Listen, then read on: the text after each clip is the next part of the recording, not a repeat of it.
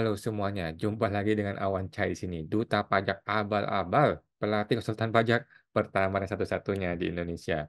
Teman-teman, gua hari ini tanggal 17 Januari ya mengajukan atau mengirimkan surat keberatan tambahan administratif ya kepada Suparno ya dari Kepala Kanwil DJP Jakarta Barat, guys. Oke. Kenapa nambah lagi? Karena ini objek yang berbeda. Objeknya berbeda, kita mesti bikin surat keberatan yang baru lagi, barulah kita masukin ke pengadilan tata usaha negara nanti ya. Jadi Anda ingat, kalau lu mau menggugat orang atau pejabat atau instansi pemerintah kepada pengadilan TUN, pengadilan tata usaha negara, lu harus mengajukan surat keberatan administratif. Oke? Nah, ini akan gua ajukan dan kita tunggu mungkin berapa hari kemudian, mungkin 14 hari ya. 14 hari kemudian barulah kita gugat ke pengadilan TUN gitu ya, teman-teman. Oke, langsung gua share ya apa isinya, teman-teman. Langsung gua share supaya lu tahu apa yang gue gugat di sini ya. Belum digugat sih, ini baru surat keberatan ya. Jadi ini adalah tahapan yang wajib Anda lalui kalau lu mau menggugat seseorang pejabat pemerintah ke pengadilan TUN, teman-teman ya. Oke, tanggal 17 Januari nomor sekian, ini adalah perihal keberatan atas surat S61 STG WPJ 05 2023 tanggal 20 Desember.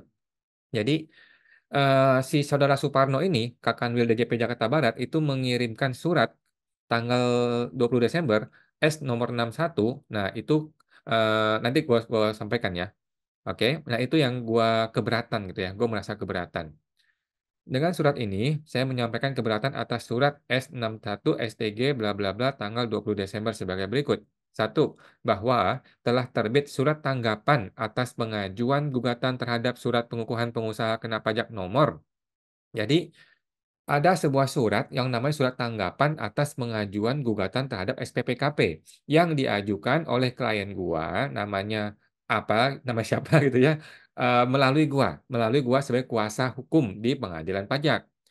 Dalam gugatan itu, si saudara Suparno ini mengirimkan balasan dong, mengirimkan tanggapan. Di dalam tanggapannya itu, bukannya dia menanggapi surat gugatan dari penggugat, dia malah menyerang gue secara pribadi. Nah, makanya gue melakukan keberatan terhadap itu. Karena surat itu menyerang gue secara pribadi. Oke. Nah, nanti akan gue sampaikan dalil-dalilnya dalam di pengadilan ya. Sekarang kita menyampaikan keberatan dahulu. Oke. 2. Surat tersebut diduga bertentangan dengan peraturan perundang-undangan yang berlaku ya. 3. Surat tersebut diduga bertentangan dengan AAUPB ya, asas-asas umum pemerintahan yang baik. 4. Saya meminta agar surat tersebut segera dicabut dan diberitahukan ke media massa ditembuskan kepada gue. 5. Saya meminta Anda meminta maaf secara resmi melalui media massa ditembuskan kepada saya. 6. Jika permintaan ini tidak diproses, saya akan melanjutkan upaya hukum ke pengadilan. Oke?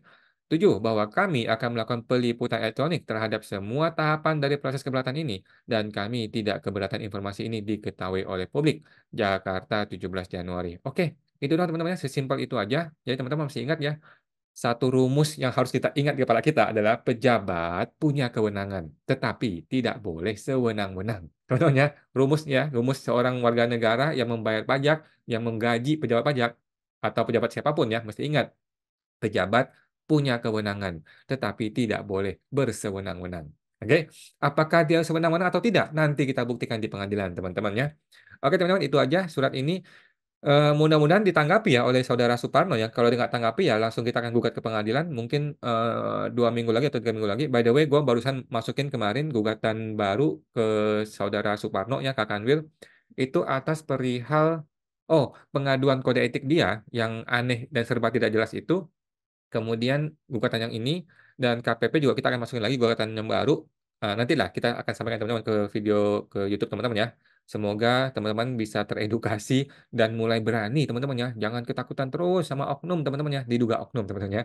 Tetapi Anda harus berani memperjuangkan keadilan. Kalau lu merasa lu nggak salah, kalau lu merasa lu nggak salah ya lu boleh memperjuangkan keadilan guys. Oke? Melalui apa? Melalui pengadilan teman-teman ya. Oke teman-teman, itu aja. Semoga terbantu. Sampai jumpa lagi.